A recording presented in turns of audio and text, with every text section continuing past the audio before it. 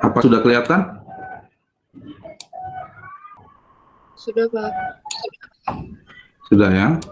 Oke.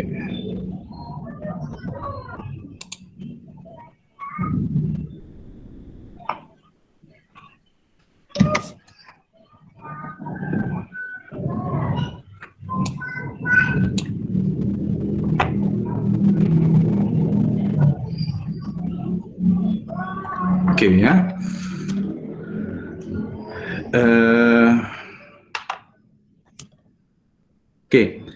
Pagi ini kita akan membahas mengenai bagaimana sistem pemerintahan di Indonesia, dan nanti kita akan kaitkan itu dengan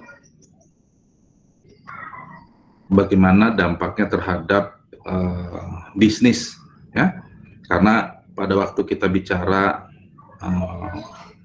pemerintah, ya, mulai dari perizinan di awal, gitu ya, kalau kita bicara bisnis, mulai dari perizinan di awal sebelum bisnis dijalankan.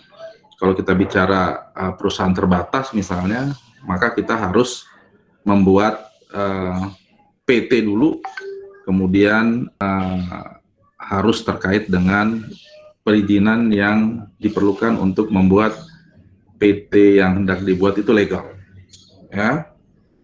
Kalau toh nanti harus pilot, harus ditutup supaya tidak menimbulkan masalah di kemudian hari, kita tetap harus melaporkan bahwa perusahaan kita akan tutup, sehingga nanti tidak ada konsekuensi-konsekuensi pajak yang terikut karena kita tidak melaporkan pilot itu tersebut misalnya.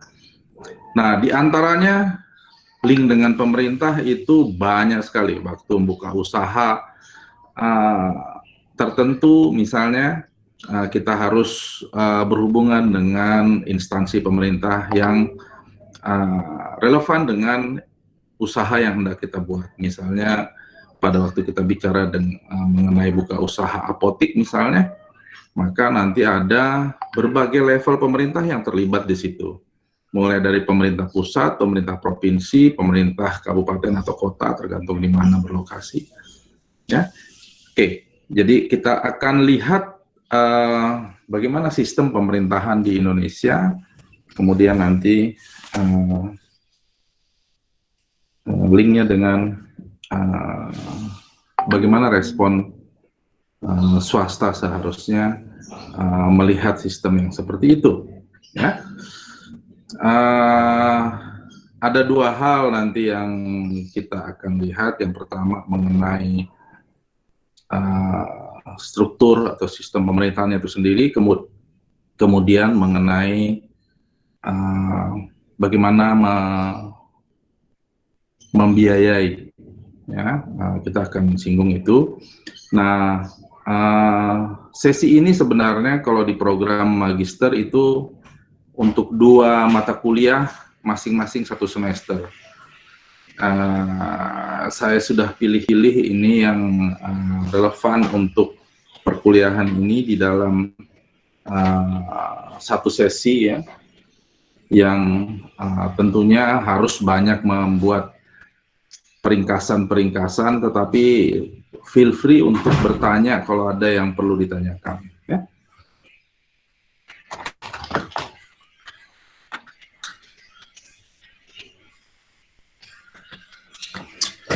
Oke, kita mulai saja. Ini akan kita bicarakan, ya, power sharing, kemudian functional dimension, kemudian spatial dimension, kemudian yang terakhir nanti recent update itu terkait dengan penyederhanaan regulasi, kalau kita mau sebut penyederhanaan, tetapi sebenarnya pensinkronan dari aturan-aturan yang terkait dengan investment, terutama investasi, ya, dan penyerapan tenaga kerja yang sering kalau baca berita, gitu ya, disebut Omnibus Law, ya, Omnibus Law, tapi undang-undangnya namanya Undang-Undang Cipta Kerja. Ya.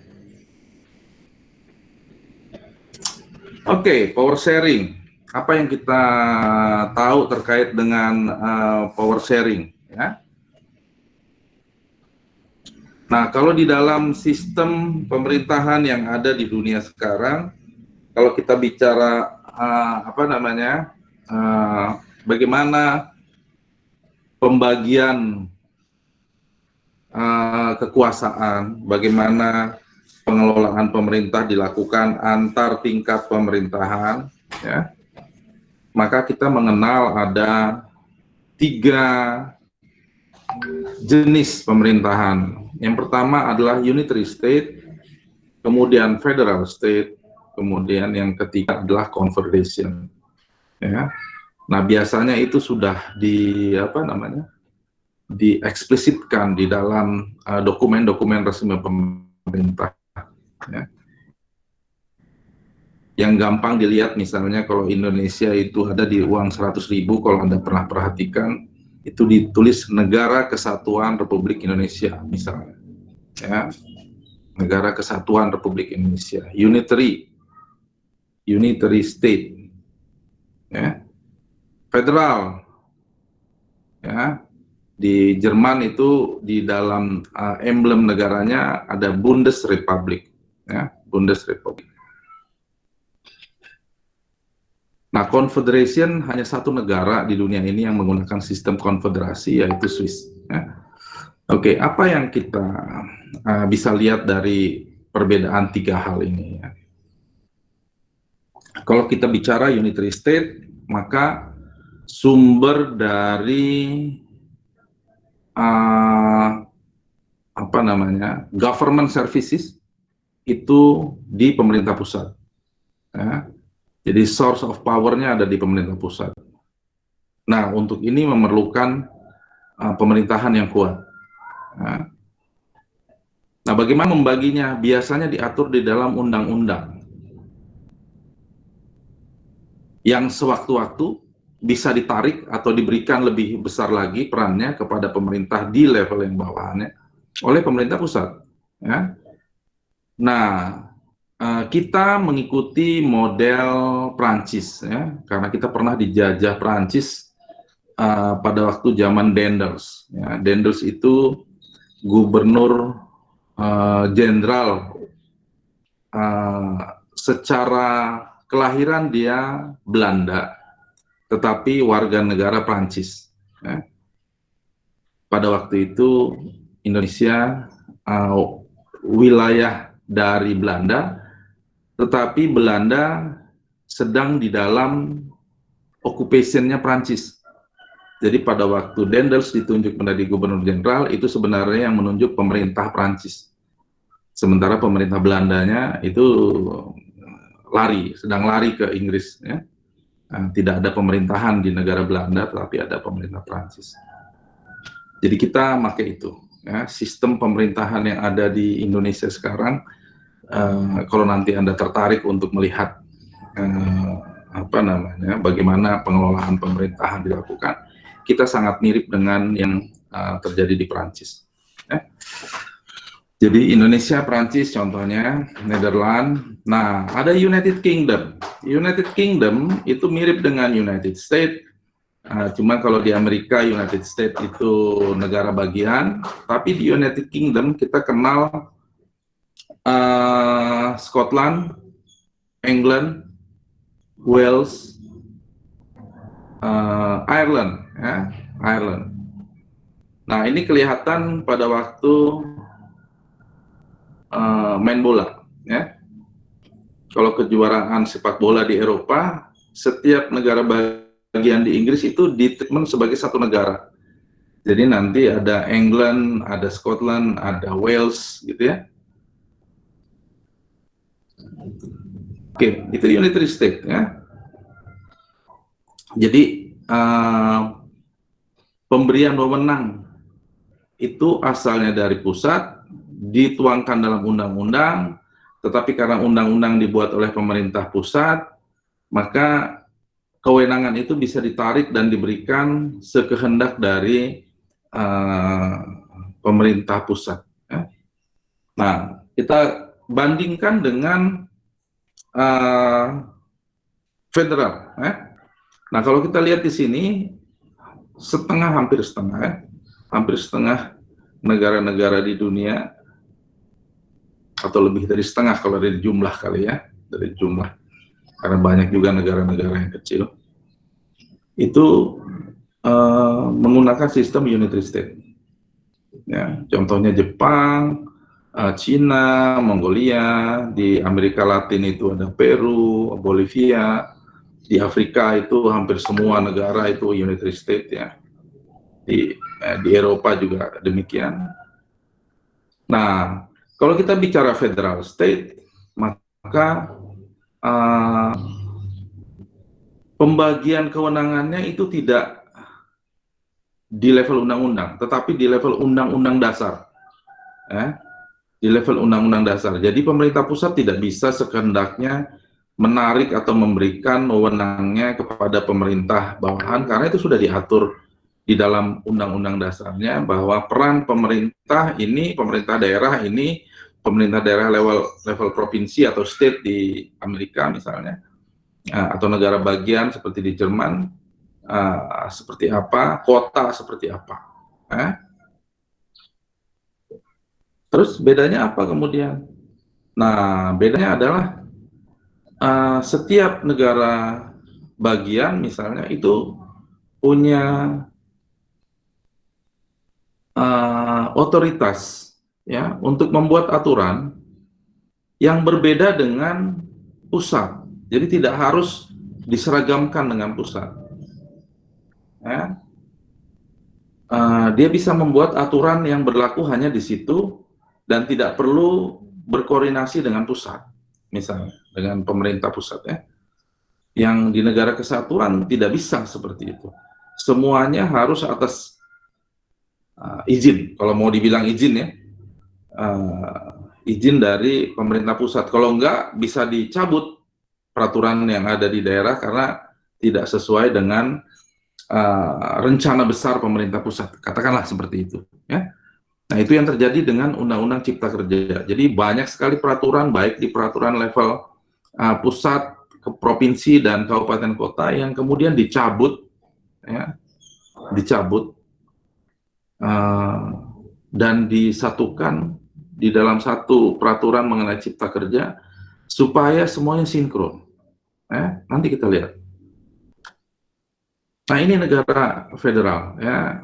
Negara-negara besar biasanya dikelola secara federal, ya. Kenapa? Karena urusan span of control. Tetapi dengan internet sekarang sebenarnya span of control-nya udah lebih mudah dilakukan karena koordinasi tidak perlu dilakukan secara fisik, harus rapat pergi kemana gitu ya, tapi bisa dilakukan dengan apa namanya, melalui internet, melalui jaringan internet, web ya. Sehingga sebenarnya urusan span of control itu sudah tidak begitu relevan. Tetapi ini masih dijalankan karena memang dalam undang-undang dasarnya menyatakan seperti itu ya. Australia, India, Uni Soviet, ya, Jerman itu yang nyelip di Eropa itu, ya. Kemudian Brazil, ya, Argentina, Kanada, Meksiko, Amerika. Jadi tidak cuma sedikit negara, tapi karena luas wilayahnya, jadi kita lihat bahwa itu hampir sama, setengah luas wilayah dunia dilakukan atau dijalankan dengan sistem federal. Ya. Nah, konfederasi sudah tadi disinggung juga bahwa hanya satu negara yang menggunakan ini. Nah, kalau ini lawannya unitary state, ya. Dalam artian apa? Dalam artian sumber apa namanya? Sumber dari kebijakan itu adanya di level kota, ya, city. Kalau di Swiss namanya kanton, ya. Kalau nanti membaca sejarah negara-negara di apa namanya di Eropa, itu asalnya adalah city state, ya. setiap kota itu ada rajanya. Setiap kota adalah satu pemerintahan sendiri. Ya. Setiap kota. Di Roma itu dulu di sistem Romawi gitu ya, itu setiap kota punya rajanya sendiri. Ya. Nah, pada waktu Kaisar Agustus itu disatukan semuanya. Ya, disatukan semua. Tapi yang masih sisa sekarang Swiss, negara-negara kota itu, negara-negara yang bersatu, itu bersepakat untuk mengelola 1 atau 2 atau 3 tergantung apa yang disepakati, pelayanan di level yang lebih tinggi karena menyangkut beberapa hal yang sama yang harus dilakukan, yang lebih ekonomis kalau dilakukan di level yang lebih tinggi dibandingkan kalau masing-masing kota harus melakukannya misalnya. Ya. Oke. Itu mengenai sistem pemerintahan secara umum. Nah, kalau kita masuk lebih dalam ke satu-satu negara, baik itu di negara federal maupun di negara unitary, ya, maupun konfederasi, nanti itu ada lagi bentuk pelayanan. Ya. Begitu sudah disepakati bahwa pelayanan ini dilakukan di level mana, di level mana, di level mana. Ya. Saya lupa katakan, di Indonesia secara peraturan de jure, ya, secara peraturan itu ada 3 level pemerintahan, ya, 3 lapisan ya, katakanlah 3 lapisan itu ya. Pemerintah pusat, pemerintah provinsi, dan pemerintah kota atau kabupaten, tergantung. Kalau kota biasanya daerahnya sudah urban, sementara kabupaten itu masih rural, ya, majority ya. Oke. Yang sama juga di US misalnya itu pemerintah federal, kemudian negara bagian, kemudian ada pemerintah kota. Nah, di Prancis juga seperti itu, di Belanda juga seperti itu. Jadi ada 3 lapisan. Sebagian besar negara menganut sistem 3 lapisan itu ya. Tapi secara fakta di Indonesia sebenarnya ada lapisan yang keempat. Tapi secara peraturan itu tidak dieksplisitkan. Tetapi di dalam day-to-day operation itu sebenarnya ada lapisan keempat di kita. Namanya desa. Ya. Desa, bukan kelurahan. Ya. Kelurahan dan desa levelnya sama, tapi kalau lurah ditunjuk oleh bupati, ditunjuk oleh wali kota, siapa yang harus menjadi lurah di wilayah tertentu. Tetapi desa itu kepala desa yang mimpin. Ya, kalau kelurahan lurah yang mimpin, kalau desa kepala desa yang pimpin. Nah, kepala desa itu sama seperti pemilihan bupati atau gubernur atau presiden, itu dilakukan langsung oleh masyarakat yang punya hak pilih. Ya. Jadi di Indonesia secara de jure aturan ada 3 lapisan pemerintahan, tetapi dalam kenyataannya kita ada 4 lapisan. Tetapi karena apa namanya kecil sekali gitu ya, biasanya nggak pernah dibahas secara khusus di desa. Ya. Tapi desa punya peraturan desa yang berlaku hanya di desa itu saja, ya, peraturan desa. Kemudian ada keputusan desa yang berlaku di situ. Ada badan usaha milik desa, BUMDes. Ya. Ada badan usaha milik daerah, badan usaha milik negara, ada juga badan usaha milik desa. Ya. Badan usaha milik desa, BUMDes, BUMDes istilahnya ya, BUMDes.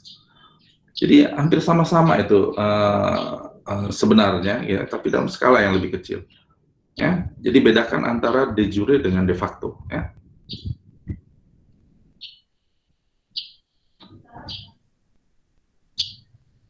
Oke, kita akan bahas banyak sekali ya pelayanan yang didesentralisasikan. Tiap negara punya particularity-nya sendiri-sendiri, tapi nanti kita ambil pola yang di Indonesia saja, ya, karena itu nanti yang relevan dengan kita. Nah, kita pakai 3 contoh ini, ya, dari defense, dari education, dari health, ya, dari pertahanan, kemudian dari pendidikan dan dari kesehatan. Oke. Militer di Indonesia itu pelayanan pusat, ya. Pelayanan pusat, tidak didesentralisasikan, itu haknya pusat. Nggak ada apa namanya, tentara Kalimantan Timur misalnya, tidak ada. Oke.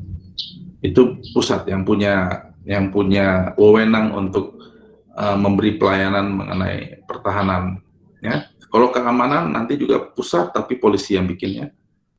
Nah, sorry, di Indonesia itu ada pembagian-pembagiannya yang kepala-kepalanya ditunjuk oleh Panglima, ya, Panglima ABRI, ya.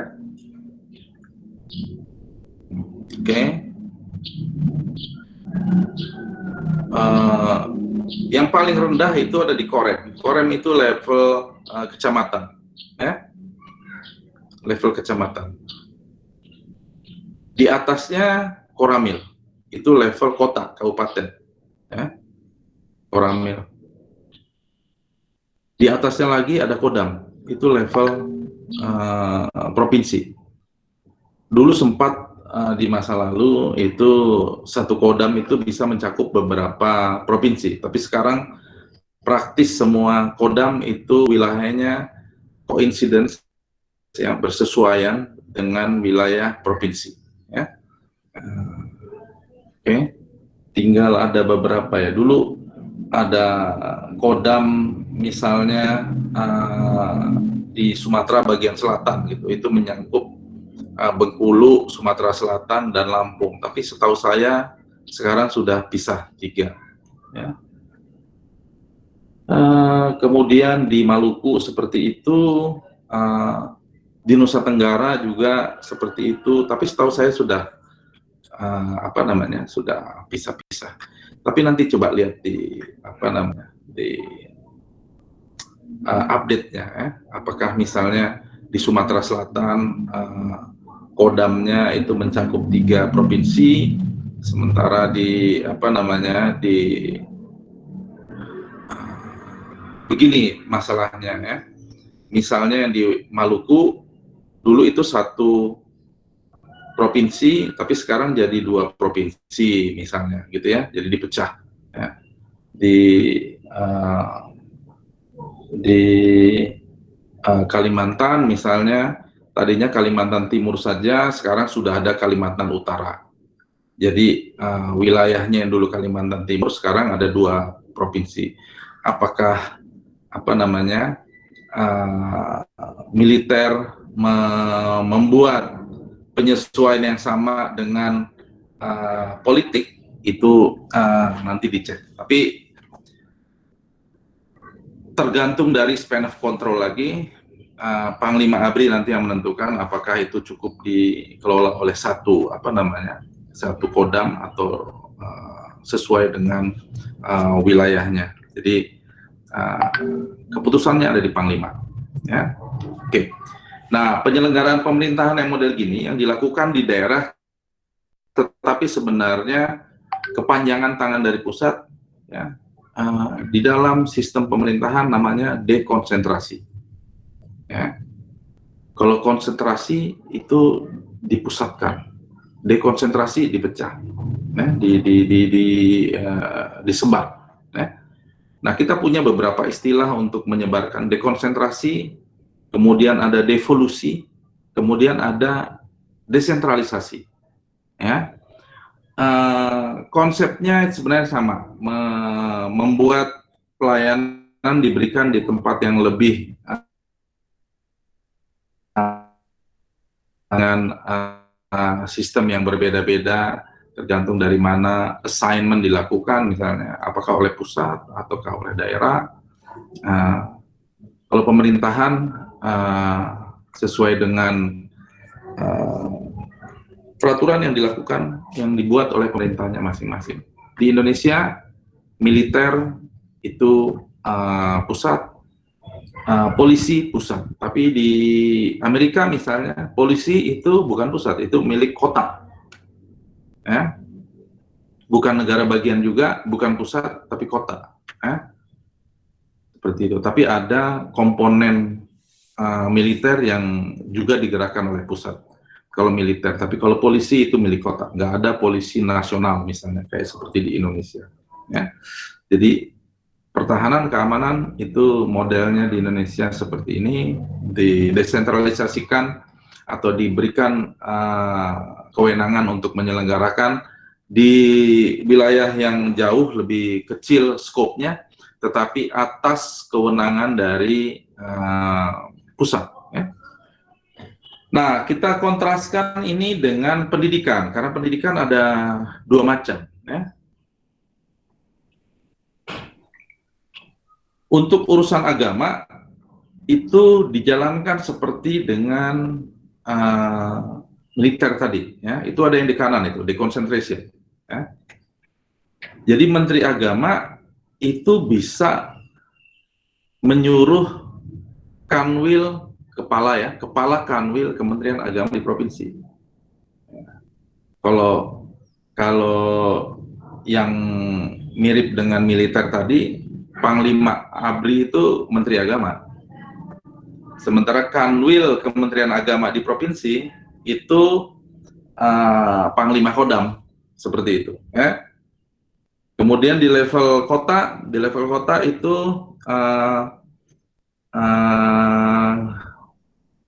Koramil, ya, Komando Rayon Militer. Tapi intinya adalah untuk yang Kementerian Agama, karena itu pelayanan dari pusat. Ya. Yang menjadi kepala kanwil Kementerian Agama di provinsi manapun di Indonesia itu atas penunjukan, bisa dibilang ya, penunjukan Menteri Agama. Kalau Menteri Agamanya nggak mau dengan orang itu jadi kepala kanwil, ya dia coret, diganti dengan orang lain. Itu haknya dia untuk lakukan itu. Juga yang di level kota, ya Menteri Agama. Biasanya kanwil provinsi yang mengusulkan ke Menteri Agama bahwa orang-orang ini akan diangkat.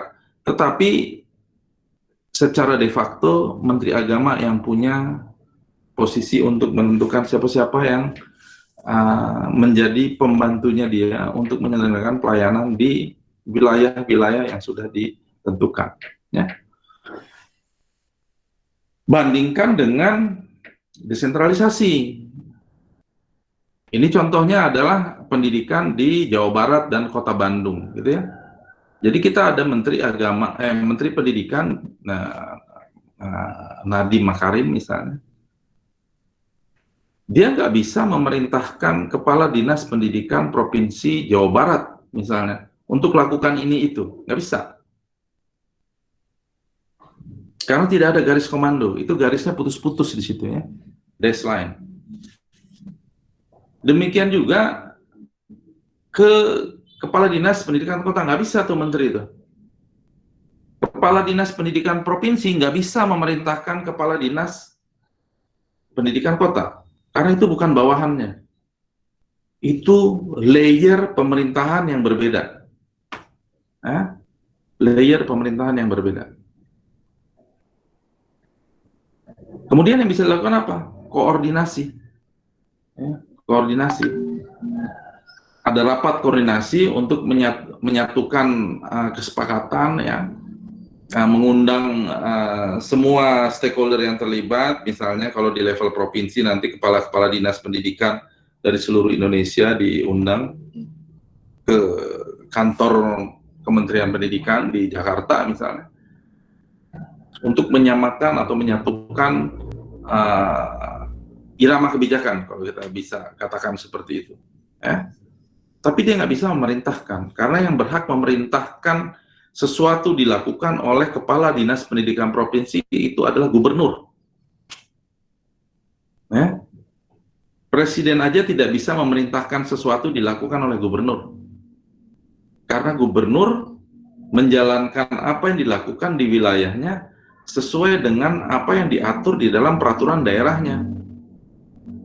Ya, memang ada beberapa pelayanan yang apa namanya istilahnya tugas pusat yang secara aturan memang diminta dilakukan oleh provinsi. Ya. Tapi namanya itu bukan dekonsentrasi, tetapi pembantuan.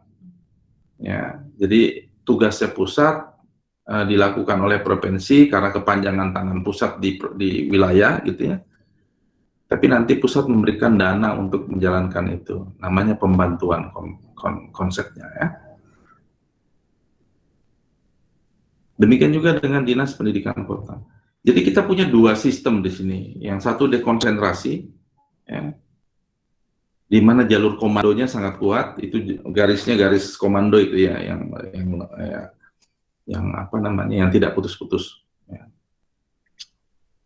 Sementara satu lagi desentralisasi. Ya. Oke, itu di Indonesia. Ya. Tetapi banyak variasi sebenarnya. Saya bawa contoh yang lain untuk bagaimana desentralisasi itu dilakukan, ya, ya. Di Amerika misalnya, ya. Nah, di Amerika pendidikan itu didesentralisasikan, tetapi bukan ke pemerintah, ya. Bukan pemerintah yang umum seperti yang katakanlah pemerintah kabupaten atau pemerintah provinsi di Indonesia, tetapi ada satu pemerintah, quote unquote, yang menjalankan satu fungsi saja. Ya. Jadi misalnya di kota-kota di Amerika, sekolah itu bukan bagian dari pemerintah kota. Sekolah itu adalah bagian dari school district. School district itu dibuat oleh negara bagian untuk menyelenggarakan satu saja pelayanan, yaitu pembelian pelayanan pendidikan sekolah. Ya, nggak ada yang lain. Nah, tergantung negara bagiannya, nanti itu boleh memungut pajak juga dia. Ya. Biasanya dikaitkan dengan tanah, ya, atau properti. Okay. Tapi bisa juga diberikan oleh negara bagian, tergantung bagaimana mereka melakukan arrangement seperti itu di dalam peraturan undang-undangnya. Oke. Nah, di kesehatan itu juga modelnya sama dengan di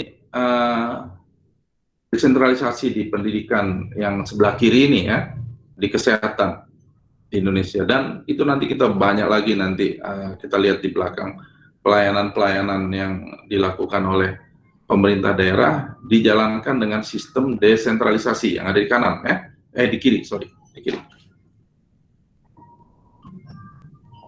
Nah, di Inggris pelayanan rumah sakit itu didesentralisasikan, tapi bukan ke pemerintah.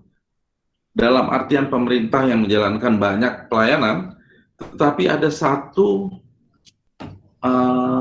unit namanya NHS, National Health Service, yang menyelenggarakan rumah sakit nasional, rumah sakit provinsi, negara bagian gitu, misalnya di Scotland, England, ya, ya.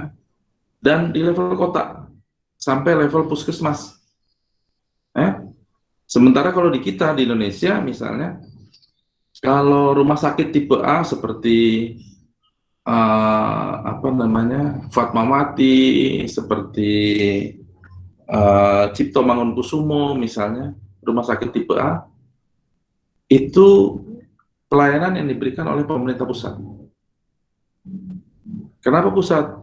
Karena pelayanannya komprehensif, ya, dan memerlukan peralatan yang mahal, sehingga dilakukan oleh pemerintah pusat financingnya.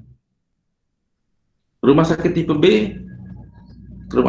B dilakukan oleh provinsi, ya, lebih terbatas pelayanannya. Banyak juga pelayanannya di rumah sakit tipe B, tetapi pelayanan-pelayanan yang super spesialis biasanya tidak ada di rumah sakit tipe B. Ya. Itu pelayanan-pelayanan yang tergantung dari tiap daerahnya, penyakit apa yang paling sering terjadi di situ biasanya dikasih di daerah itu. Nah, rumah sakit tipe C dan tipe D itu dilakukan oleh pemerintah kota.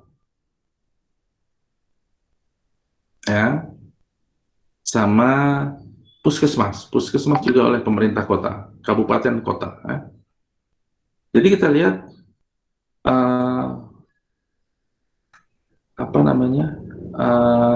sistemnya terdesentralisasi. Kepala rumah sakit tipe B melapor ke kepala dinas kesehatan, melapor ke gubernur. Rumah sakit tipe C, tipe D melapor ke kepala dinas kesehatan kota, melapor ke wali kota. Oke? Menteri Kesehatan tidak bisa memerintahkan rumah sakit untuk melakukan sesuatu kecuali hanya di rumah sakit tipe A. Rumah sakit yang lain nggak bisa. Yang dilakukan apa? Koordinasi, lagi-lagi koordinasi. Jadi begitu kita bicara mengenai desentralisasi, maka setiap layer pemerintah itu punya otoritas yang terpisah. Ya. Oke. Punya otoritas terpisah. Nah, di Inggris tidak begitu. Di Inggris, pemerintah daerahnya tidak menyelenggarakan pelayanan kesehatan seperti di Indonesia. Ada dinas kesehatan provinsi, ada dinas kesehatan kota. Di Inggris, seluruh pelayanan rumah sakit itu dilakukan oleh National Health Service yang memberikan pelayanan rumah sakit. Semua jenis pelayanan rumah sakit umum, rumah sakit khusus, ya misalnya rumah sakit jiwa, atau rumah sakit ginjal, atau rumah sakit mata. Nah, puskesmas itu dilakukan, atau kalau di kita rumah sakit ibu anak misalnya, ya, itu rumah sakit khusus itu juga dilakukan oleh National Health Service. Oke? Nah, itu beberapa variasi dari bagaimana desentralisasi dilakukan. Ya. Di Inggris desentralisasi untuk pelayanan pemerintahan yang lain, tetapi satu pelayanan kesehatan mulai dari yang paling besar, yang paling kalau di kita setara dengan tipe A misalnya, sampai yang paling ujung tombaknya di puskesmas, itu tidak didesentralisasikan. Itu karena unitary state, ya, karena sumber powernya ada di pusat, ya terserah pusat mau bagaimana mengatur pelayanan dilakukan oleh siapa. Nah, ini adalah juga bentuk pelayanan yang lain, ya. Jadi misalnya kita kenal namanya otorita, ya, otorita Batam, otorita Jatiluhur, otorita bandara, ya, otorita pelabuhan laut. Di luar namanya juga authority, sama. Ya. Oke. Nah, di otorita bandara Soekarno-Hatta misalnya, itu kan banyak mobil parkir di situ, ya. Banyak mobil parkir. Nah, pemerintah kota sebenarnya punya pajak parkir. Ya. Setiap mobil yang diparkir, pemerintah kota mendapatkan hak pajaknya. Jadi misalnya kayak di Margo, ya. Margo, harusnya udah pernah ke Margo, ya. Margo City. Itu setiap kendaraan yang diparkir, kita bayar parkir, katakanlah Rp5.000. Ya. Maka sebagian dari Rp5.000 itu pajaknya 10%, ya. Jadi kalau yang bagian kota nanti sebagian enggak, nggak 10% dari 5.000, bukan begitu ya, tapi dibikin totalnya jadi 5.000 itu adalah sebagian dari 110%. Katakan 5.000 itu 110%. Jadi yang 100%-nya tinggal dikalikan 100 per 110, ya, 100 per 110 kali angka 5.000. Nah, itu bagian dari Margo City-nya, sisanya, selisihnya itu bagian dari kota. Intinya adalah 10%. Ya, tapi biasanya tidak diperlihatkan pajak 10%-nya yang akan menjadi bagian dari kota. Ya. Sempat pada suatu masa di Margo City itu berapapun apa namanya parkirnya lamanya itu hanya Rp5.000. Rp5.000. Kenapa? Supaya orang banyak ke sana. Karena pengelola Margo City nggak mau parkir kemahalan, karena bukan parkirnya yang jadi bisnis utamanya. Yang bisnis utamanya adalah sewa gedung di dalamnya. Sewa gedung di dalamnya akan bisa mahal kalau banyak orang, banyak pengunjung ke sana. Si pemilik toko bersedia untuk membayar mahal per meter perseginya. Jadi kalau dimurahkan nggak ada masalah buatnya. Tetapi pemerintah kota nggak suka. Ya, pemerintah kota nggak suka. Kenapa? Karena pajaknya jadi kecil.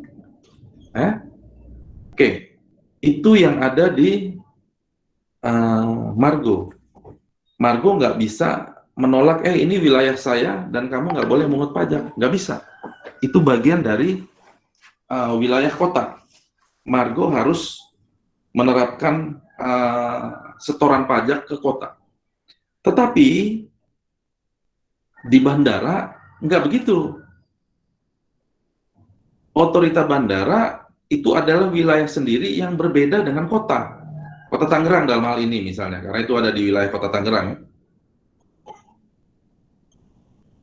Otorita bandara bisa dan itu bukan dalam wewenangnya kota untuk mengut pajak di wilayah bandara, karena wilayah bandara itu punya kewenangannya sendiri, itu wilayah yang lain.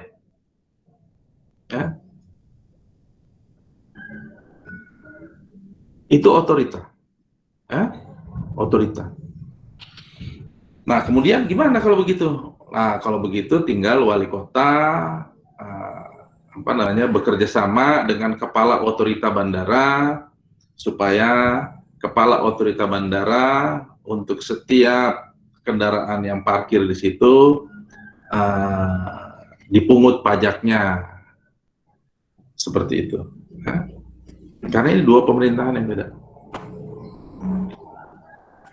Nah, pernah kejadian masalah ini, gitu ya, di Batam. Dulu waktu masih Riau ya, provinsinya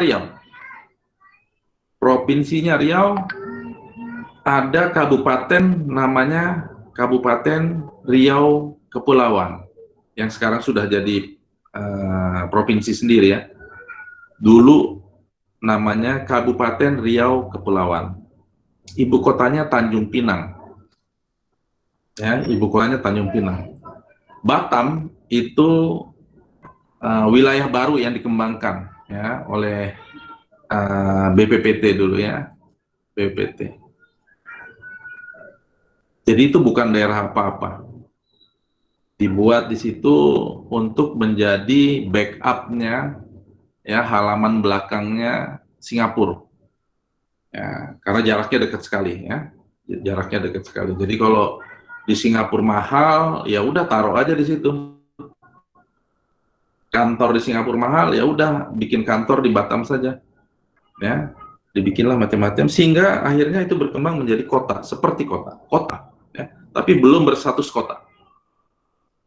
Ya.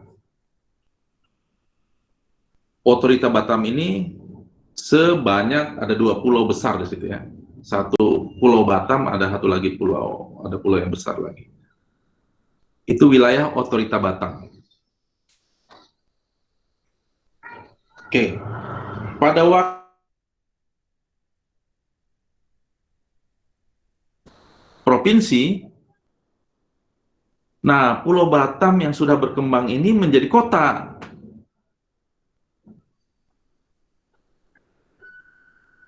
Konflik lah di situ, gitu ya. Kenapa? Karena sebelumnya kalau ada bisnis mau buka usaha di situ, izinnya ke Otorita Batam, perizinan ya. Boleh bayarnya juga nanti kalau misalnya itu milik kota ya bayarnya ke kota, ke otorita. Ya. Tapi begitu ada kota Batam, ya, ini jadi konflik nih, loh. Siapa yang berhak ngasih izin satu bisnis untuk buka di situ? Otorita atau kota? Karena sebelumnya semua hal yang terjadi di Pulau Batam itu sepengetahuan otorita Batam, nggak ada yang nggak, dan tidak ada pajak di situ. Pajak-pajak macam-macam itu pajak yang biasa dipungut oleh kota nggak ada di situ. Karena itu wilayah otorita, nggak kenal pajak di wilayah otorita. Tapi begitu jadi city, jadi kota, dan wilayahnya sangat bersesuaian dengan wilayah otorita, jadi masalah. Itu di awal-awal. Sekarang sudah dibereskan lah, katakanlah begitu, sehingga otorita Batam itu melakukan pelayanan seperti apa, kota melakukan pelayanan seperti apa, kerjasama seperti apa yang mereka lakukan. Oke. Sampai di sini dulu ya, sebelum kita lanjutkan. Ada yang mau ditanyakan nggak?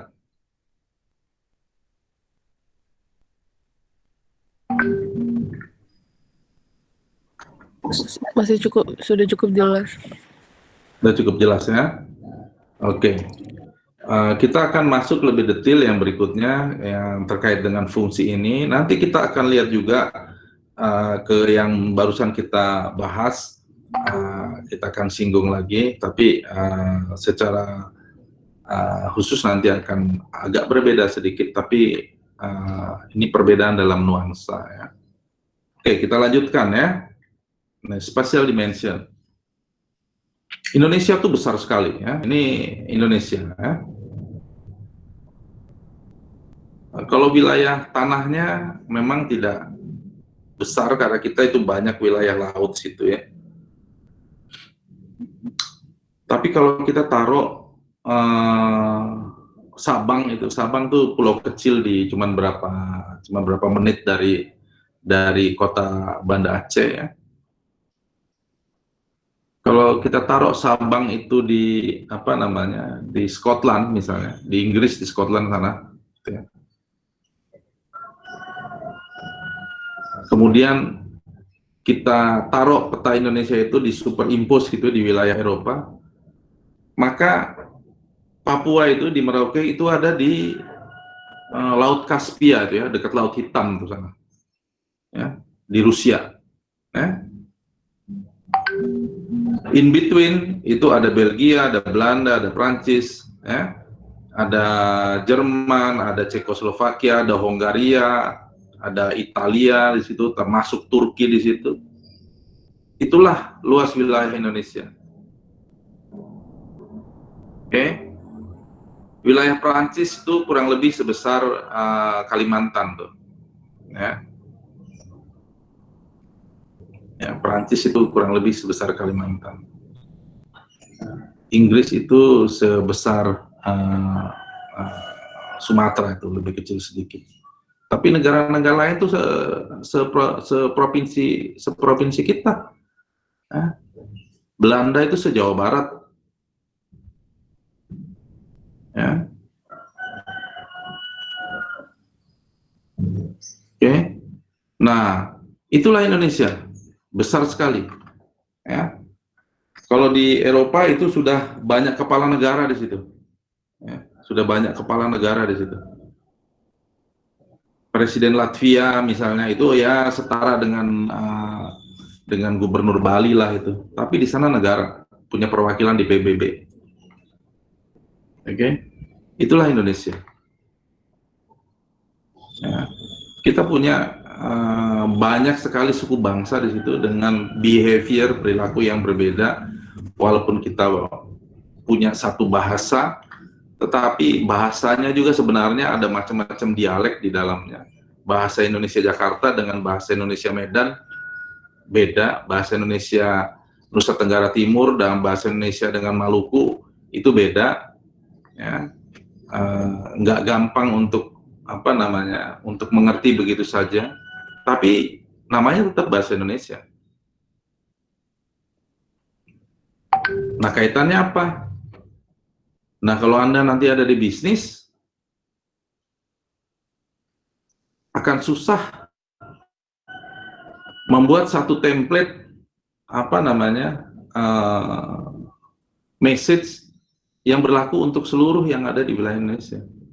Anda harus bikin misalnya komunikasi marketing yang berbeda di Medan dengan di Jakarta, dengan di Makassar misalnya, dengan di Kupang.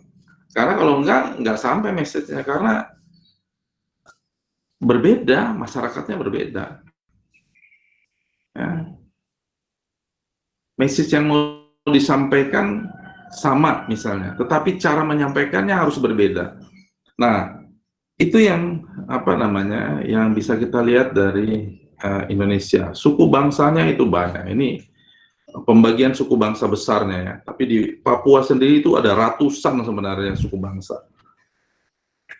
Ya, itu grup etnik aja sendiri. Kayak di Sumatera Utara ada orang Batak dibilang.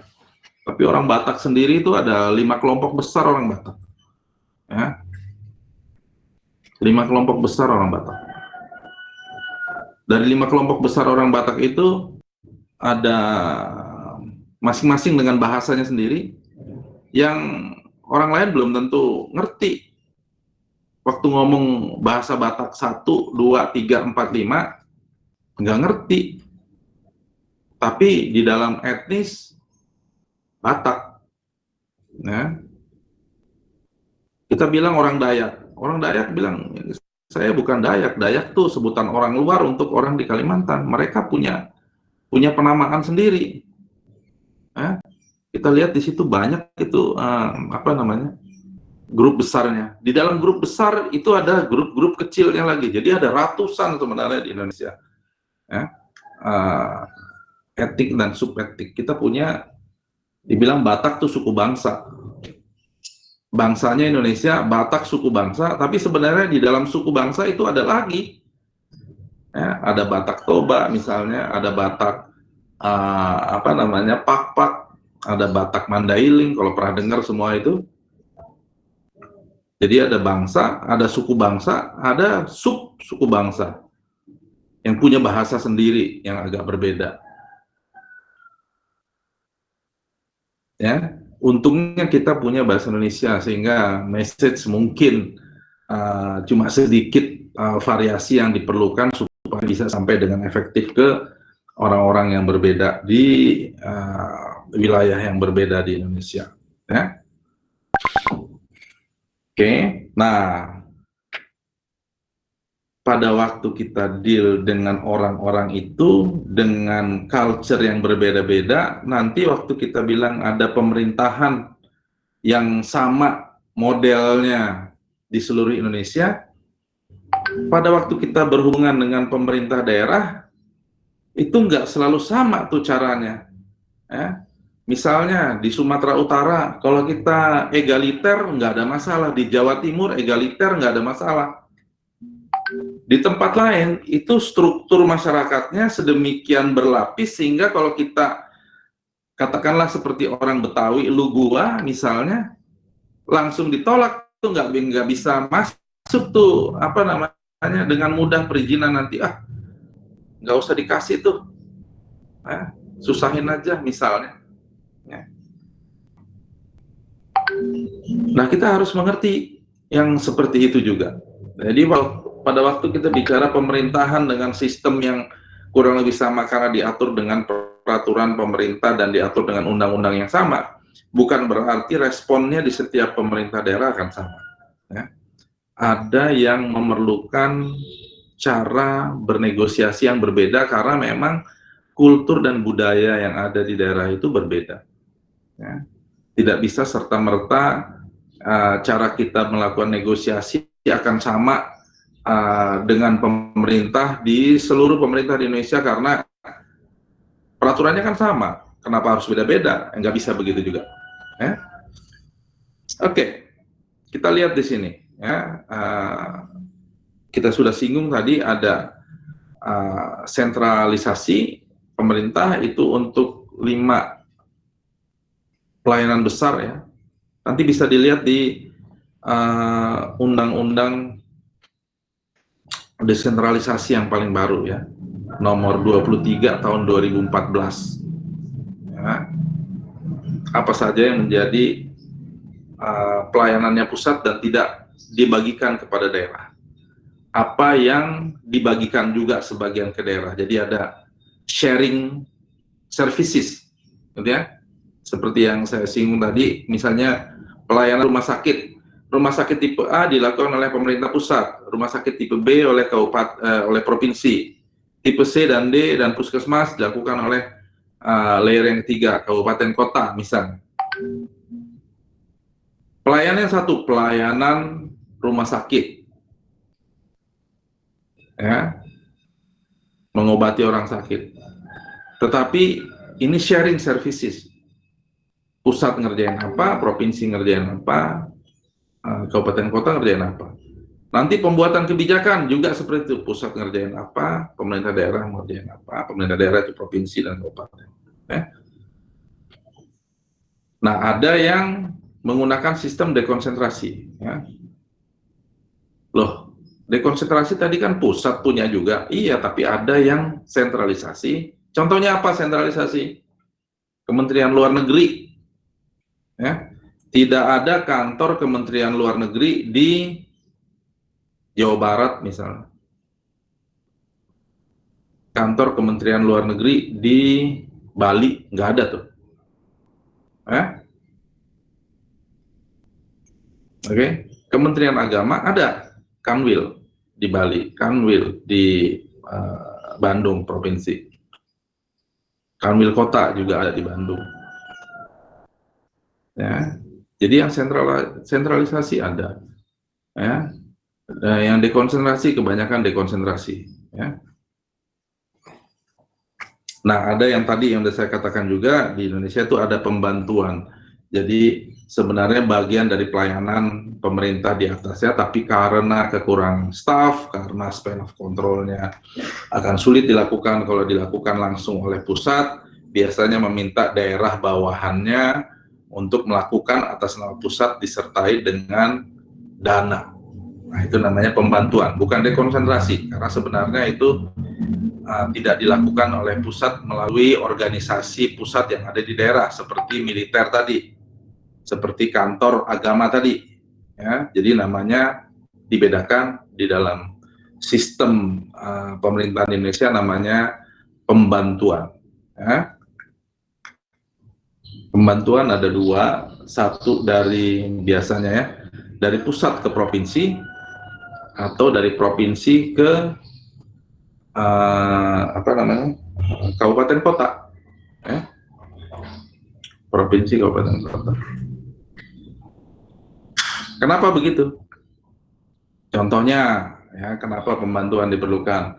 Kalimantan Timur, Kalimantan Timur, gitu ya. Kalimantan Timur misalnya ibu kotanya ada di Jakarta. Nanti wilayahnya itu ada lagi di Banyuwangi. Sebesar itu satu provinsi di Kalimantan. Ya, ada di Banyuwangi itu. Padahal ibu kota provinsinya ada di Jakarta atau di Bandung gitu. Harus ngerjain ke Banyuwangi. Ya udah minta aja pemerintah kabupaten di Banyuwangi untuk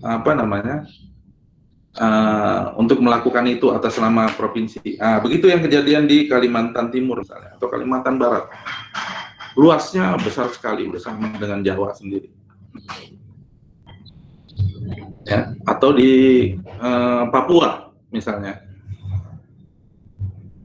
Dari Jayapura ke Merauke itu naik pesawat. sekarang sedang dibikin sih jalan apa namanya semasa Jokowi, jalan di perbatasan dari Merauke ke apa namanya ke Jayapura, tapi belum selesai semua. Jadi sama-sama di provinsi, tapi karena terlalu jauh, akhirnya lakukan deh, tolong lakukan atas nama saya, atas nama provinsi. Ini kerjaan provinsi, tapi tolong lakukan di sana. Ya, jadi nanti dikasih dana untuk itu oleh pemerintah provinsi. Nah, itu pembantuan namanya. Ya. Oke. Nah, ini peraturan yang berlaku sekarang. Kita menggunakan aturan yang paling baru untuk pemerintahan itu nomor 23 tahun 2014. Ya. Sejak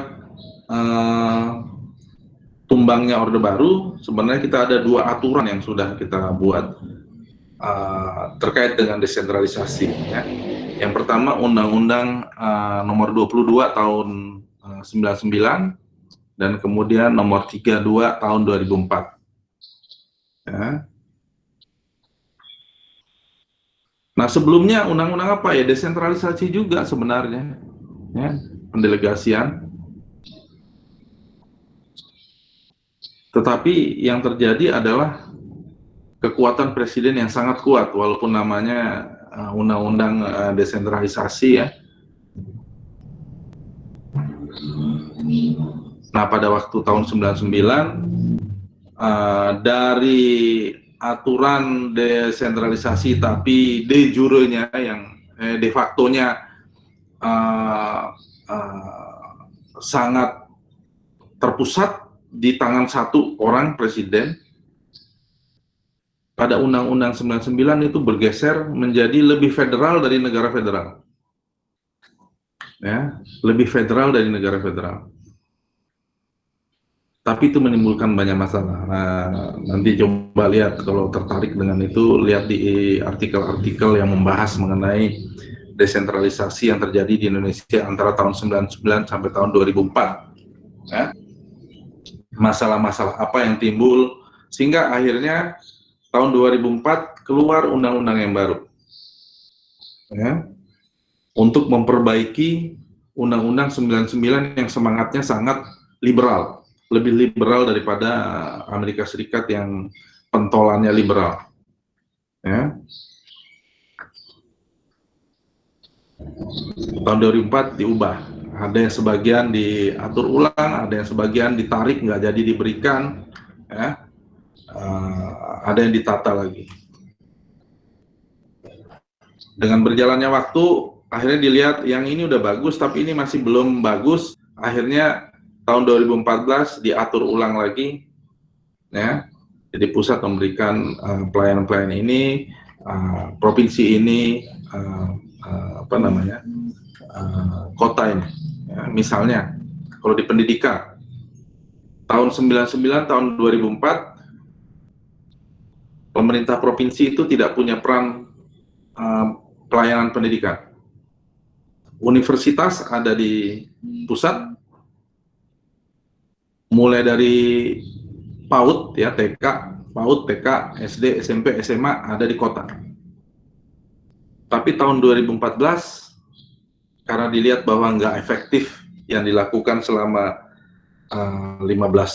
hampir 15 tahun ini, ya, yang dari tahun 99 ke 2014, akhirnya pelayanan pendidikan untuk SMA dan SMK ditarik dari kota dan diserahkan ke provinsi.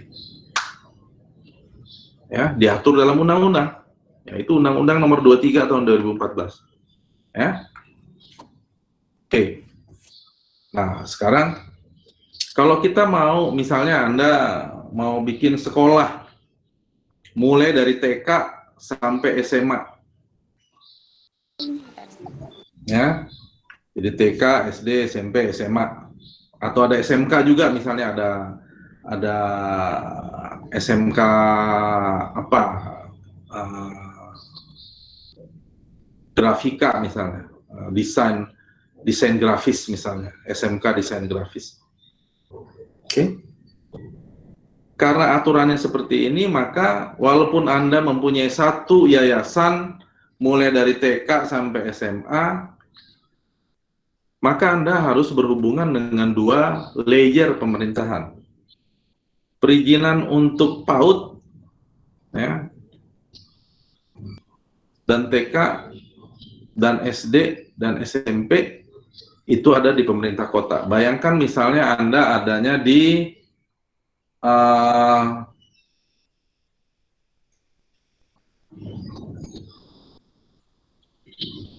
bayangkan Anda di Merauke lah, ya. Anda di Merauke, Anda mau bikin sekolah berasrama di Merauke.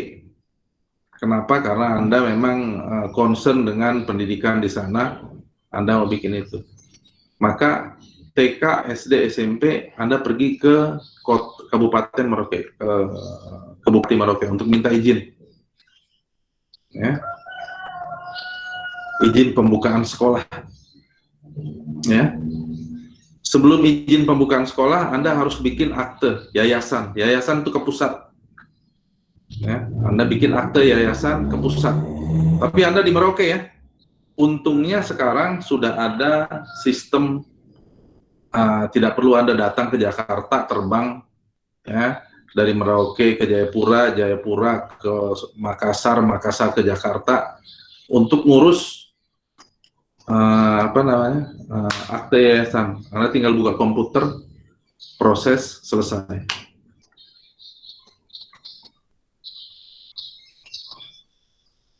Oke, yayasan sudah selesai. Anda harus bikin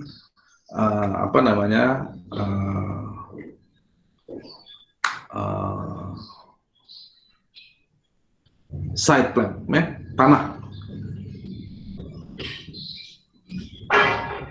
Nah, pajaknya nanti izin-izinnya ada di kota. Ya. Anda beli, bea balik nama, untuk pemilikan tanah itu nanti ke kota. Ya. Izin mendirikan bangunan ke kota, nggak ada masalah. Oke.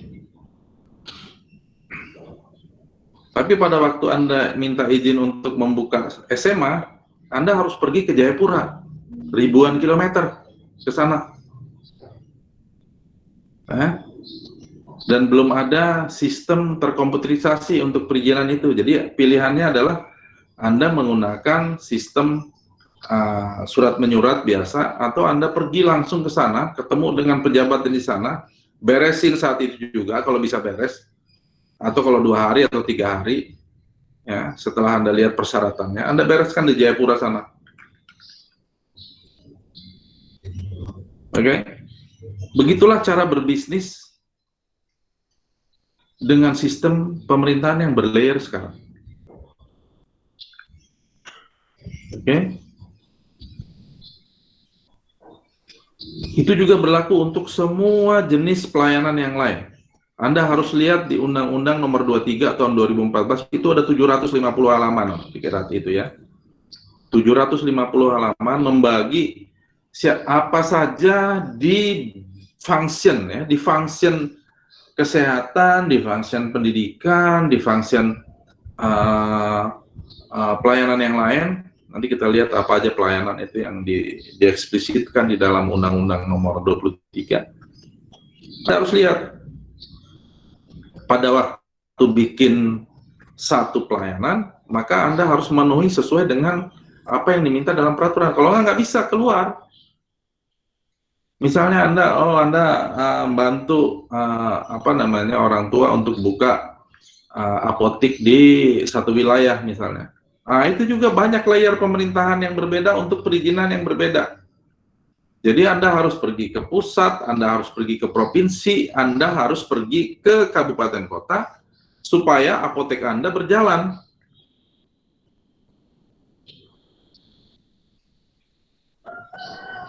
Ya? Bisa jelas di situ. Jadi Anda nggak bisa pergi ke satu pemerintahan saja dan berharap sudah beres di situ. Nggak bisa. Dengan sistem yang terdesentralisasi, maka Anda harus lihat secara spesifik, oh kalau perizinan ini berarti ada di kota, Kalau perizinan yang bagian ini adanya di apa namanya, di provinsi. Oh, perizinan yang ini adanya di pusat, misal. Itu harus dipenuhi semua, nggak bisa nggak. Dan itu banyak sekali. Ya. Banyak sekali. Oke. Ya, ini sudah kita singgung tadi unit estate, tapi di Indonesia itu ada 34 provinsi sekarang, ada moratorium, belum menambah jumlah provinsi yang lain. Tapi secara aturan, kalau ada 5 kabupaten itu bisa bergabung untuk membentuk satu provinsi. Jadi kalau satu provinsi sekarang sudah ada 10 atau 12 kabupaten di dalamnya, sebenarnya itu kalau ada kesepakatan antara 5 kabupaten kota, mereka bisa bergabung untuk membentuk provinsi sendiri. Tapi sekarang masih ditutup ya, nggak bisa, belum bisa. Oke, level kota berapa banyak? Di Indonesia sekarang ada 491, hampir 500 ya. 500 kabupaten kota. Kota Depok salah satu kota itu dari 93 cities. Kabupaten Bogor, ya. Jadi kalau Anda pergi ke Jonggol, misalnya Jonggol itu dari Cibubur pergi ke sana Jonggol, itu masuk Kabupaten Bogor. Tapi kalau Anda pergi ke factory outlet di Jalan Pajajaran di Kota Bogor sana, itu masuk Kota Bogor. Ya, ada Kabupaten Bogor, ada Kota Bogor. Ya, jadi Bogor itu ada 2, satu kota masuk bagian dari 93 itu, ada satu lagi kabupaten yang masuk dari 398 itu. Ya. Oke, jumlah kecamatannya ada 6.694, jadi 6.700 kecamatan. 10 kali lipatnya lagi itu adalah jumlah desa. Jadi satu kecamatan rata-rata ada 10 kelurahan atau desa, atau gabungan keduanya, ada desa, ada lurah. Ya. Tergantung.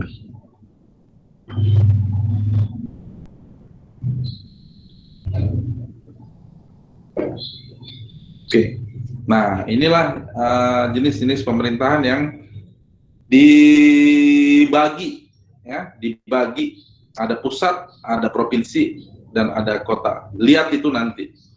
Anda lagi buka bisnis apa, lihat di bagian itu apa aja yang diperlukan, lihat nanti persyaratannya untuk itu di bagian mana. Jadi misalnya, tadi bikin sekolah, Anda harus berurusan dengan 22 tuh, land administration.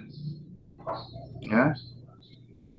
Karena urusannya dengan registrasi pemilikan tanah. Ya. Tapi karena Anda isinya mau bikin sekolah, Anda juga harus berurusan dengan 6 tuh, education.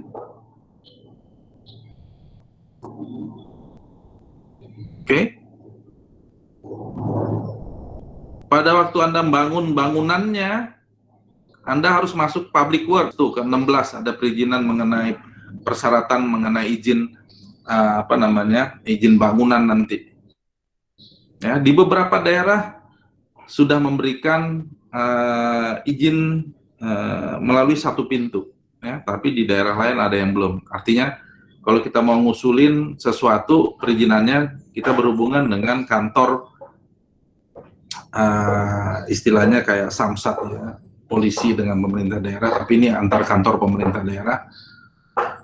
Kita masukkan saja dokumen situ, nanti tergantung kebutuhannya seperti apa, nanti itu di kotanya sendiri yang men-spread proses itu ke kantor-kantor yang bersesuaian, ya. Jadi misalnya karena mau bikin sekolah yang berasrama, maka perlu juga bikin kantin. ya, bikin kantin. Nah, untuk bikin kantin tuh harus ada AMDAL tuh, analisis mengenai dampak lingkungan. Nah, itu nanti terkait dengan pelayanan nomor 2 tuh. Ya. Kemudian kantinnya harus punya sertifikat kesehatan, nanti berhubungan dengan nomor 7 tuh. Bisa lihat bagaimana Anda punya satu bisnis, quote unquote ya, bisnis dalam artian luas ya. Anda bisa berhubungan dengan macam-macam, dengan perizinannya yang macam-macam. Ya. Nah, nanti perizinan tertentu harus ada di level kabupaten atau kota, ada juga yang level provinsi, atau even bahkan di level kota. Ya.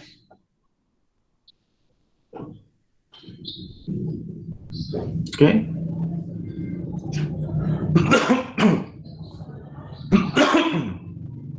Waktu Anda meng-hire guru-guru, Anda harus urus pelayanan nomor 9 tuh,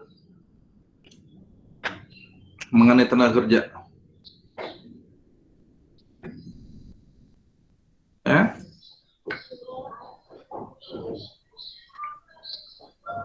Oke, ada pertanyaan mengenai ini?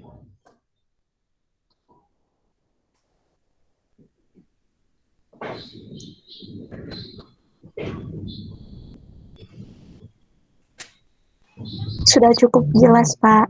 Sudah cukup jelas ya. Oke. Kita lanjutkan, nanti kita akan balik lagi ke sini ya, karena ini yang selalu berulang. Oke, ya. Ini contoh untuk jalan raya juga. Ya. Kalau Anda punya kantor kontraktor misalnya,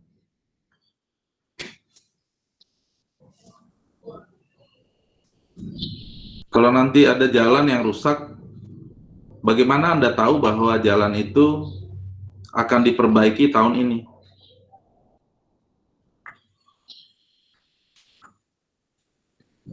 Maka Anda harus lihat jalan itu masuk wilayah siapa.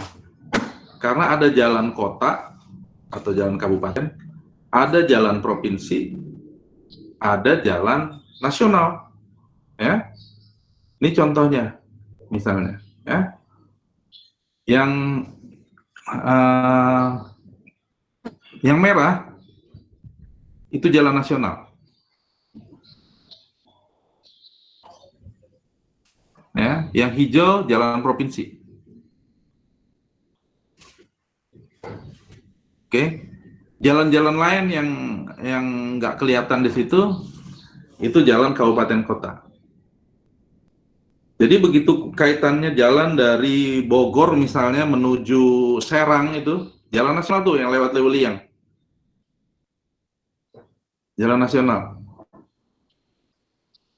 Kalau mau lihat ada proyek apa di jalan nasional itu, maka Anda harus pergi ke kantor Kementerian Kementerian PU, Kementerian Public Works ya, PU, di Jalan Patimura di Blok M sana. Nanti bisa kelihatan tuh, jalan apa aja yang sedang perbaikan, sehingga Anda bisa ikut di dalam bidding untuk proyek di situ.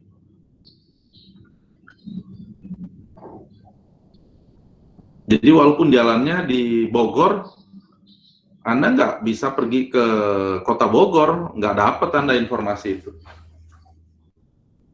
Kalau Anda nggak ngelihat ke ke situ, maka Anda selalu keduluan dengan kontraktor lain yang sudah pergi ke Jalan Patimura untuk lihat, oh di Lewiliang lagi ada pembangunan jalan nasional.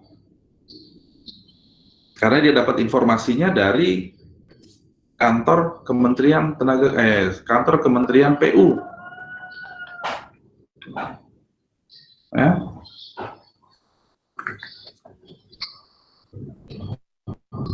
Oke. Kalau jalan yang misalnya itu jalan dari Bekasi ke Cilengsi ke Gunung Putri, ya, itu jalan Gunung Putri itu, ya, itu jalan provinsi. Walaupun tempatnya di Bekasi, Anda nggak bisa tuh pergi ke kota Bekasi untuk lihat ada pembangunan jalan itu. Anda harus pergi ke Bandung untuk lihat. Minta dokumennya dari kantor dinas pekerjaan umum Provinsi Bandung.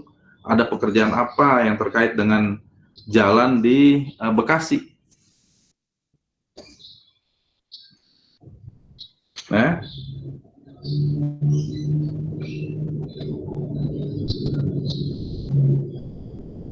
karena masing-masing kota itu nggak mau membiayai jalan yang bukan bagiannya. Kenapa?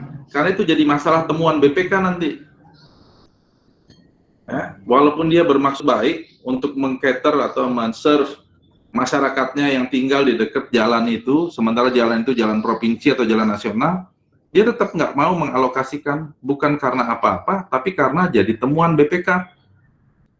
Dianggap korupsi, menggunakan anggaran tidak pada tempatnya karena bukan bagian dari pelayanan yang harus dia berikan. Oke? Jelas ya?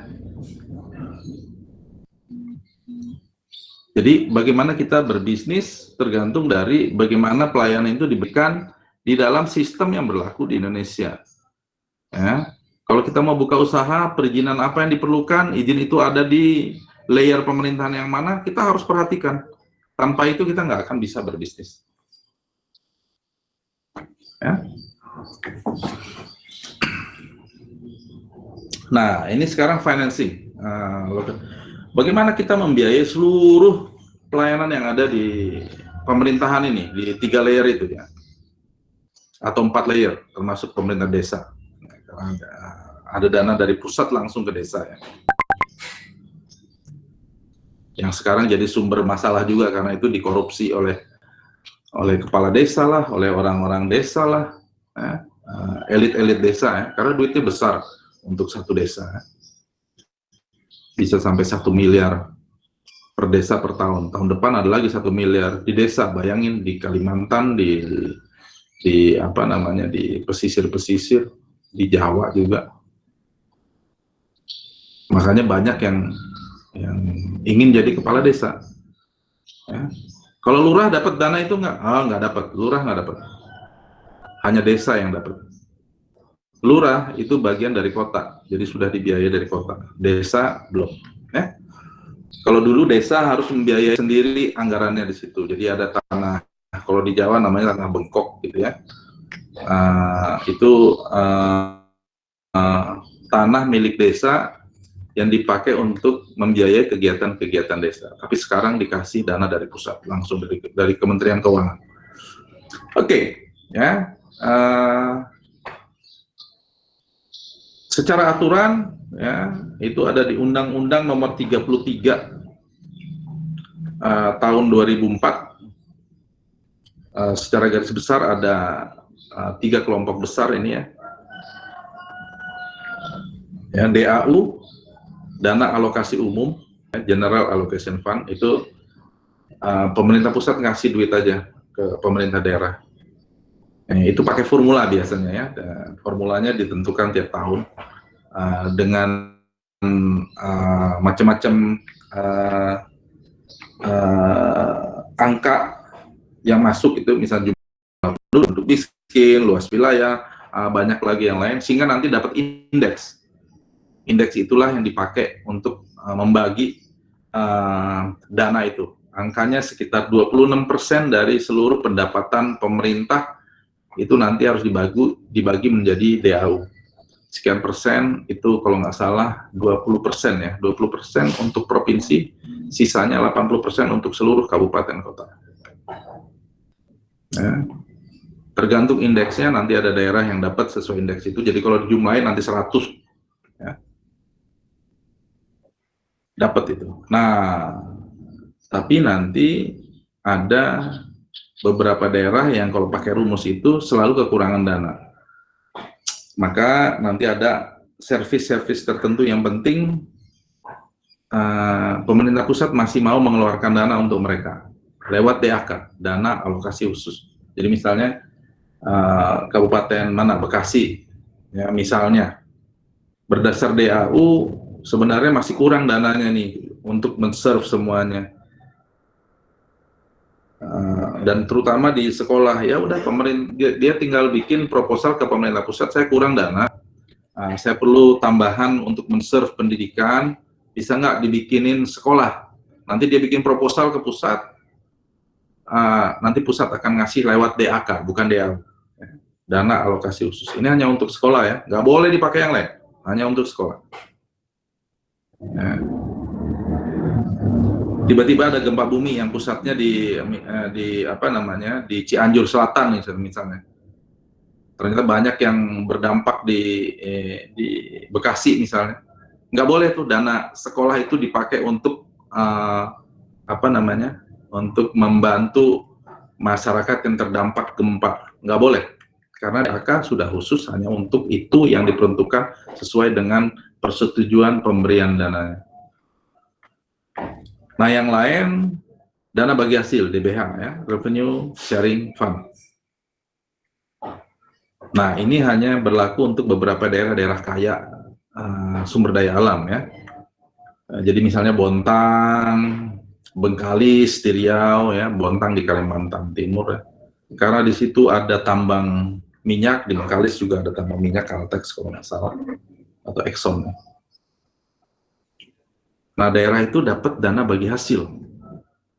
Nah, detailnya bagaimana? Karena sebagian nanti sekian persen dari dana bagi hasil itu untuk daerah di mana fasilitas ada, sekian persennya lagi dibagi rata ke wilayah-wilayah sekitarnya. Ya. Nanti ada aturan-aturannya. Ya. Bagaimana? Saya tidak akan masuk ke situ karena makan waktu lagi. Kalau tertarik nanti tinggal dilihat dalam aturan-aturannya. Ya.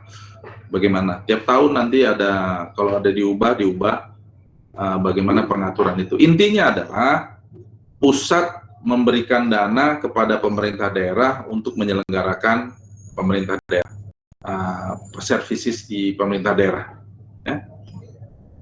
Jadi pada waktu power didesentralisasikan, pemerintah pusat juga memberikan dana untuk menjalankan itu.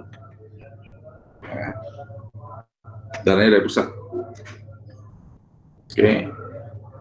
Nah, ada juga dana dekonsentrasi fund di daerah. Ya, itu apa namanya, kayak Kementerian Agama itu ya. Jadi masuk juga di Jawa Barat, masuk juga di Kota Bandung, dekonsentrasi. Tapi selain dana yang dikasih oleh pusat, yang tadi ini DAU, DAK, DBH, pemerintah pusat juga kasih authority untuk mengut pajak. Ya.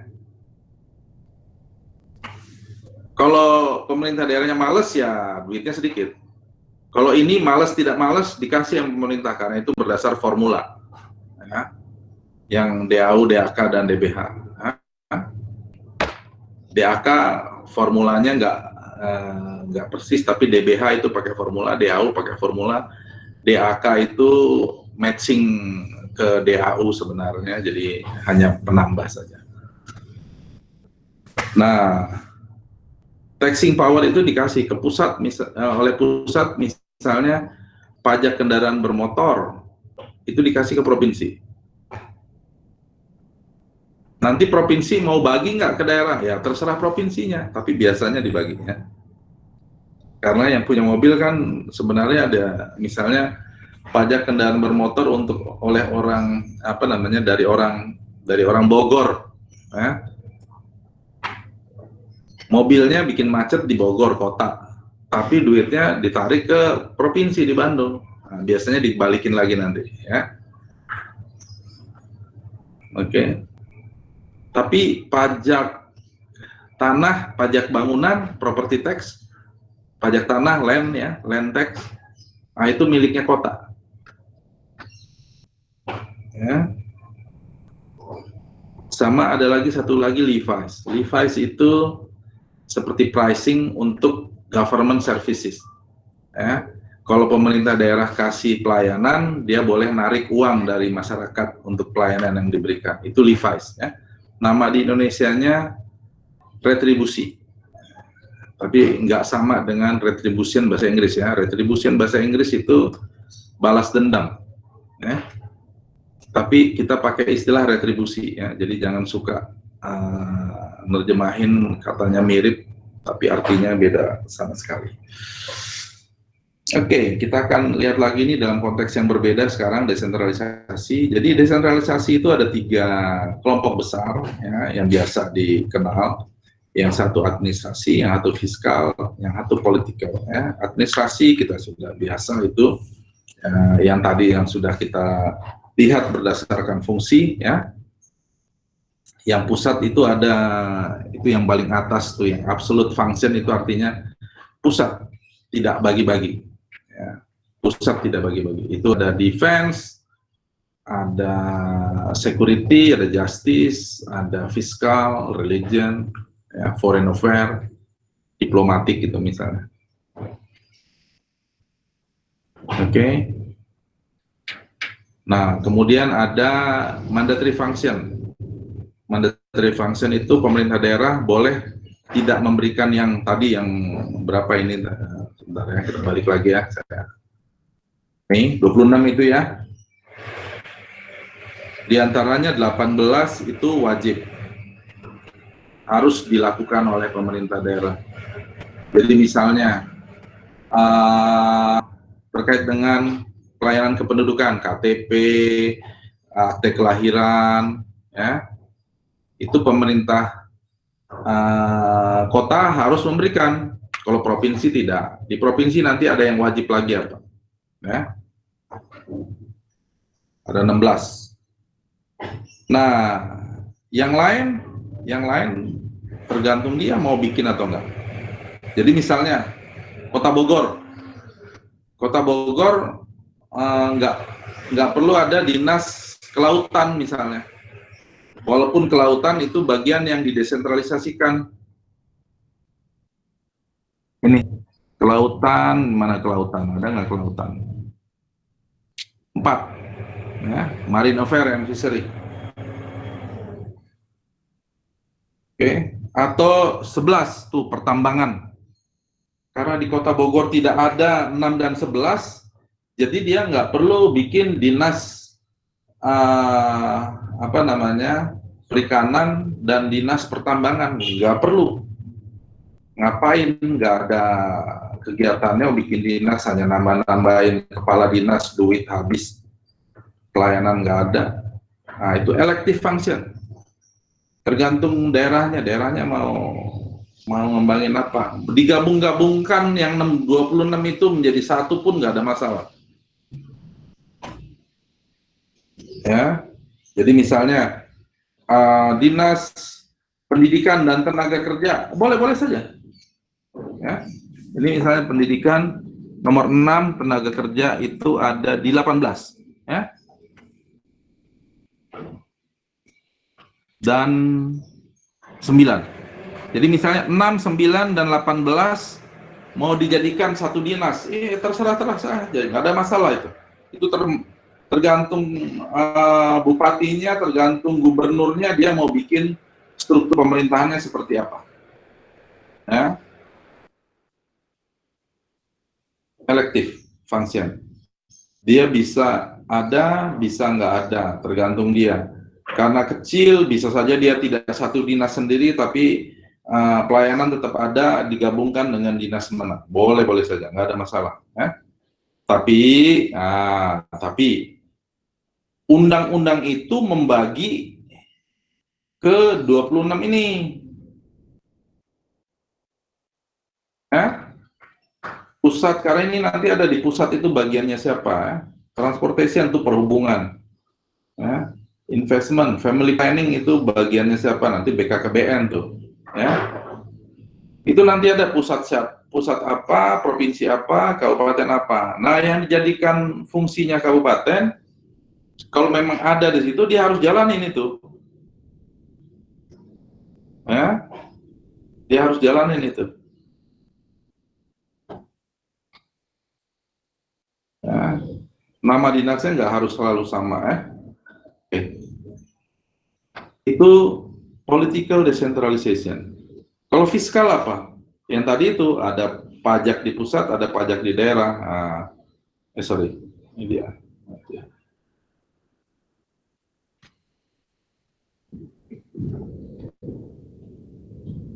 Nah, ini dia ya. Nah, ini ada pajak pendapatan PPh 21, itu pajaknya pusat. Di daerah pajak kendaraan bermotor itu yang pertama itu ya. Bea balik nama kendaraan bermotor itu nomor 2. Pajak tax on petrol itu pajak bensin itu ya. Jadi pada waktu kita beli bensin sebenarnya kita bayar pajak ke provinsi. Jadi tapi kita nggak pernah tahu ada pajaknya ya, karena biasanya itu sudah pricingnya including tax. Jadi waktu kita beli Pertamax di SPBU, katakanlah 10 liter, harganya berapa sekarang saya nggak perhatikan, tapi itu including tax. Jadi nanti Pertamina akan memungut pajak itu dan memberikan kepada provinsi. Ya, pajak hotel, pajak restoran, pajak parking, ya, dan ada lagi yang pajak-pajak lain itu miliknya pemerintah kota.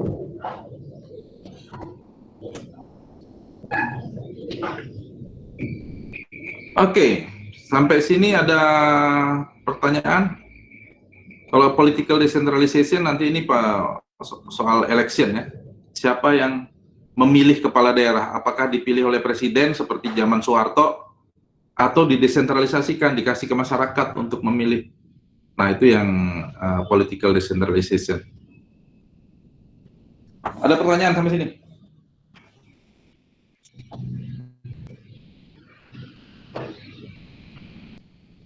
Tidak? Oke.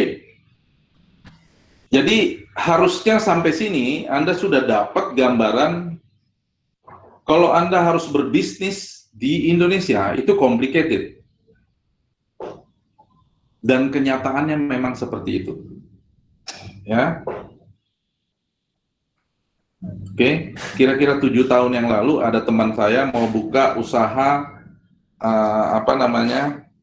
tahu goreng. Tahu goreng, kalau Anda ke pasar, saya nggak tahu Anda pernah nemenin ibu Anda ke pasar atau enggak. Di pasar itu ada tukang tahu yang sebenarnya dimasukin dalam air, tapi itu sebenarnya udah tahu goreng. Ya. Tahu goreng. Oke. Nah, untuk beli alat-alatnya, beli kompornya, beli penggorengan wajan besar, dan untuk operasi dia hanya butuh 15 juta rupiah. Ya. 15 juta rupiah. Tetapi untuk izin-izinnya, izin lingkungan, izin ada AMDAL ya, analisis mengenai dampak lingkungan. Jadi limbahnya mau dibuang kemana, proses seperti apa, itu banyak perizinan-perizinannya. Untuk ngurus perizinan itu 50 juta rupiah. Jadi untuk bisnis yang harus jalan, sudah bisa jalan dengan 15 juta, dia harus keluarin 65 juta. Oke. Tanpa pungli ya. Kalau dengan pungli, kalau dia minta urus yang lain-lain lagi, nanti ada lagi yang lebih gede lagi. Tapi ini yang resmi. Ya. Nah, itu yang sebenarnya mau dibikin lebih simpel dengan Undang-Undang Cipta Kerja. Ya. Bayangkan tiap tahun rata-rata, ya, ini targetnya ya, tahun 2045 kita dari negara nomor 5 terbesar. Tapi ini yang jadi masalah kita. Tiap tahun, ya, Anda nih masuk, misalnya sekarang tahun depan Anda lulus, ya, maka tahun depan bagian dari 3,5 juta yang mau cari kerja tahun depan. Tahun ini udah ada 3,5 juta juga. Ya. mulai dari lulusan SD, SMP yang nggak mau lanjutin masuk kerja, sampai lulusan S2, S3 yang cari kerja, itu 3,5 juta rata-rata tiap tahun sampai tahun 2030, 2045 sebenarnya. Ya, tapi antara 2030 2045 udah lebih kecil dari situ, sekitar 3 juta. Ya. Oke. Di mana mau kerja nih 3,5 juta orang tiap tahun? Kalau tahun ini selama 12 bulan, selama 365 hari, orang-orang ini tidak dapat kerjaan, dia akan masuk angkatan kerja tahun berikutnya yang sudah ada 3,5 juta jadi 7 juta. Ya. Kalau mereka harus kerja di kantor, sementara kantor-kantor yang sekarang tidak buka lowongan kerja baru, yang pensiun tidak digantikan karena sudah diganti dengan aplikasi, ya, 3,5 juta ini hanya bisa di-cater, hanya bisa di-serve kalau ada perusahaan baru yang tumbuh, entah dari dalam negeri atau dari luar negeri, foreign investment. Katakanlah satu perusahaan bikin 100 orang, 100 orang banyak sekali ya. Udah termasuk besar tuh kalau ada satu perusahaan bisa meng-hire 100 orang. Katakanlah 100 orang. Berarti kalau untuk 3,5 juta orang, kulangin 0 aja 2, 3,5 juta. Berarti ada 35.000 ya. 3,5 juta hilang 1, 350.000, kurang 1, 35.000. Berarti harus ada 35.000 usaha baru dari asing atau dari Indonesia yang berdiri, dan masing-masing usaha itu meng-hire 100 orang supaya bisa 3,5 juta orang ini bekerja.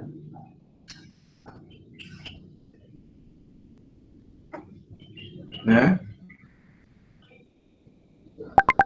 Tahun depan begitu lagi.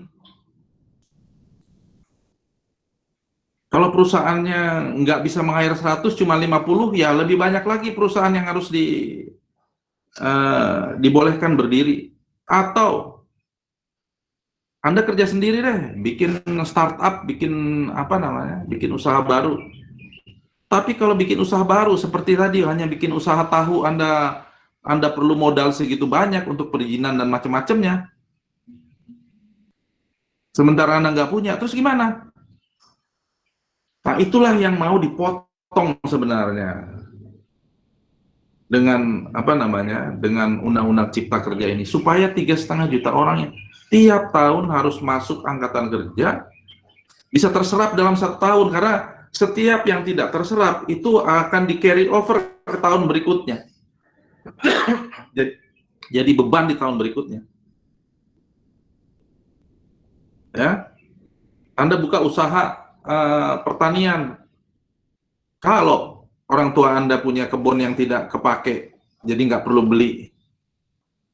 Kalau mau beli, kalau mau sewa, berapa banyak yang bisa di-hire? Oh, 15 orang, oh 10 orang, 5 orang untuk sekarang. Tapi masih ada 3,5 juta tuh. Nah, itulah yang mau dilakukan sehingga pemerintah membuat jadi ada 73 aturan ya yang diambil, ada 1 pasal di sini, 2 ayat di sana, ada 5 pasal di sini, ada 3 pasal di sana, di peraturan-peraturan itu yang diambil digabung menjadi 1 undang-undang baru namanya Cipta Kerja. Ya. Sementara yang lain-lainnya nggak diutak-atik. Yang diutak-atik adalah yang terkait dengan penciptaan tenaga kerja, investasi. Itu ada 11 kelompok yang ditarik-tarikin itu ya. Labor law, capital investment, business licensing, ya, perizinan itu ya, mengenai perpajakan, pembelian tanah dan segala macam itu ya. Nah, itulah yang dilakukan oleh pemerintah melalui Undang-Undang Cipta Kerja. Oke?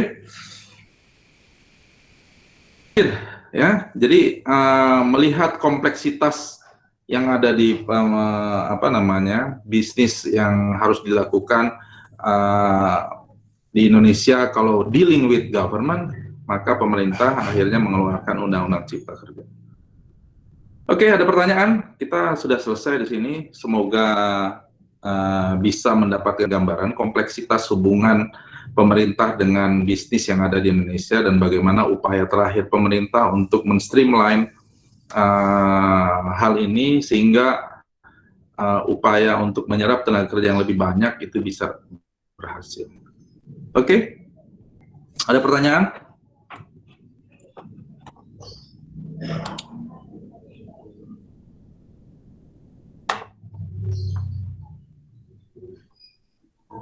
Tidak ada? Tidak ada, Pak. Oke, kalau tidak ada, kita selesai sampai saat ini ya. Semoga Anda bisa mendapatkan manfaat dari mata kuliah, dari materi mata kuliah ini, sehingga bisa membayangkan kompleksitas hubungan bisnis dan pemerintah yang ada di kita dan mengapresiasi upaya pemerintah untuk mendorong bisnis yang lebih kompetitif ya menghadapi globalisasi yang kita mau nggak mau harus hadapi ya. Waktu zaman Trump masih presiden ya, Presiden Trump,